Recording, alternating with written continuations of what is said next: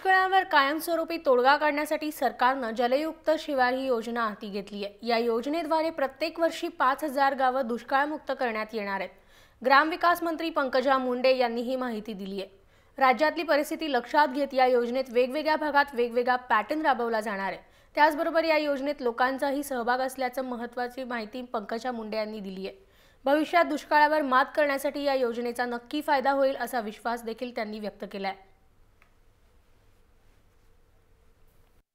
जलयुक्त शिवार अभियान, या जलयुक्त शिवार अभियानामध्ये प्रत्येक वर्षी 5,000 गावांना आम्ही दुष्काळमुक्त करण्याचा निर्णय घेतलेला आहे। आणि मग ती कशी दुष्काळमुक्त करायची, तर त्याच्यासाठी एक अभियान राबवलं गेलं पाहिजे। हे अभियान हे सर्वांसाठी पाणी आणि सर्वांसाठी सिंचन हे आम्हाला त्याच्यामध्ये आमचं ध्येय आहे।